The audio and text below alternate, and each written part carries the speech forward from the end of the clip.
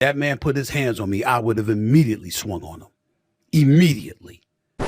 Are we really doing this? Is this what NBA media has become? Instead of using his platform as the highest paid and highest profile NBA media member to talk about, I don't know, the OKC Thunder, Shai Gilgeous-Alexander, the Detroit Pistons turnaround, or how about guys like Zachary Rieser and Alex Sarr, who have been terrific recently as the number 1 and number 2 overall picks? Yeah, do you remember those guys who were drafted top 2 overall? And you haven't heard about them since the draft? Those guys have quietly been having really good second halves of the season and look really promising. But instead of talking about any of those things, Stephen A. Smith is talking about swinging on LeBron James. I mean, before we talk about how ridiculous the Stephen A. Smith and LeBron James situation currently is, if Stephen A. Smith even thought for a second about swinging on LeBron James, this would be the only outcome. I mean, have you seen Stephen A. Smith trying to box? Have you seen LeBron James? He could probably put a hole in Stephen A.'s bulletproof forehead.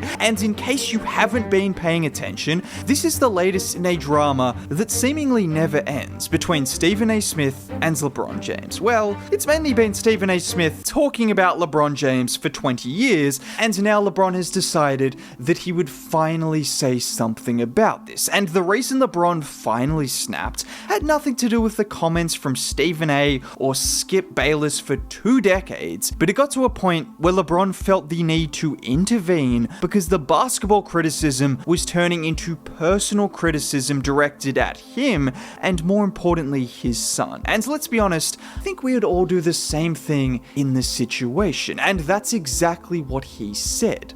Never would I ever not allow people to talk about the sport, criticize players about what they do on the court. That is your job. But when you take it and you get personal with it, it's my job to not only protect my damn household, but protect the players. And the thing is, you can't really question what LeBron is saying here, because he's been criticized for 2 decades straight. Even before he entered the league, he was getting criticized. He's never been in public altercations. He's never really said anything to the likes of Stephen A. Smith, to the likes of Skip Bayless, countless people who have talked about him. Clearly, he overstepped a line when talking about Bronny James. And the natural response would be, you know what, you were right. I crossed the line. I'll keep things basketball related. Stephen A. Smith, he didn't take that path, instead suggesting that if LeBron were to touch him, he'd throw hands. And if Israel Adesanya were to touch me, I'd throw hands. Look how easy it is to lie about things that would never happen, and in those situations we would both get beaten to a pulp. But I wouldn't say that. And the reality is, this is just the tip of the iceberg in what we've seen from LeBron and Stephen A. over the last couple of weeks, with LeBron having a 2-hour unfiltered interview with Pat McAfee that gave us some great insight into the basketball and personal side of his life, and also gave Stephen A. Smith about a decade worth of content, which LeBron acknowledged would happen. And I know he's gonna be happy as hell. He's gonna be smiling from ear to ear when he hears me talking about it again. Oh my God, he's gonna get home and grab some ice cream out of the fucking freezer and sit in his chair in his tidy whities on the couch. And you know what Stephen A. Smith said in rebuttal to this? When you retire, let's see how much I talk about you then. You won't matter much, I promise you. I would bet my life savings, my family's life savings, my future family's life savings, their future family's life savings, every one of your life savings watching. Yes, I would bet all of that money that Stephen A. Smith will still be talking about LeBron James after he retires. In fact, the day he retires, you know exactly what their leading segment is going to be. Oh, congrats on a great career, LeBron. How about MJ versus LeBron?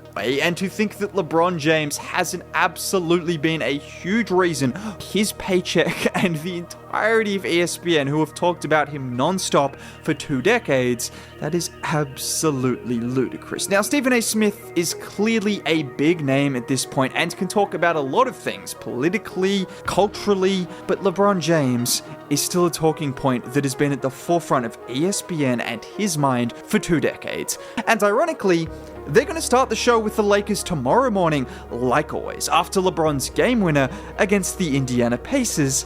which let's not forget about. And that wasn't the only clip to come out of the Pat McAfee interview with LeBron James. He also said this. Every single day that he's better, he's not better, he wouldn't. You trying to tell me Giannis wouldn't be able to play an NBA game in the 70s? Giannis Antetokounmpo would have 250 points in a game in the 70s. And yes, obviously that was an exaggeration. That is what you call hyperbole, which ESPN and Stephen A should know very well about. Myself included, I use it sometimes. But LeBron also mentioned that great players are great players for a reason. They would fit in any era. Does he actually think Giannis would score 250 points? Obviously not. But when you hear players from the 70s constantly crying and complaining about the new NBA, when in reality it is more skillful, more tactical, and faster paced, obviously LeBron is going to have a rebuttal of some sorts. But you know those guys over at First Take, they don't care about context. One thing they do care about though is when people are disrespectful. If there's one thing about ESPN and Stephen A. Smith that we all know, they would never be disrespectful and they would never be hypocritical. Here's the problem with what LeBron James did. It's still disrespectful to the previous eras. It was very physical. It was very volatile. It was an era made for the Kendrick Perkins of the world, for crying out loud. I'm talking about banging bodies, Jordan rules, people getting assaulted and only getting called for a foul, having a foul called against the person that assaulted them, as opposed to today where you could get ejected for having bad breath. And LeBron James at 6'9", 260 pounds, is playing in the softest era we have ever seen in NBA basketball. The audacity to say that Kendrick Perkins, the man who was setting ghost screens for a decade and shooting airballs from 10 feet out, would have thrived in an era that was too strong and physical for the likes of LeBron James, Giannis, Steph Curry, Kevin Durant. You lost all credibility the moment you mentioned Kendrick Perkins' name. There was any ounce of credibility before you said that. But clearly, there is some hypocriticism going on right here. And we all know the only reason LeBron said this is because he's had to hear for decades from not just the likes of Stephen A, but countless ex-players about how soft his era is and how they wouldn't survive in the 70s, 80s, or 90s. I mean, guys, LeBron has done a bit of flopping in his time. Let's be completely honest. He's also 6'8", 250 pounds, the best transition scorer in NBA history, one of the most skilled players in NBA history, Magic Johnson-like passing,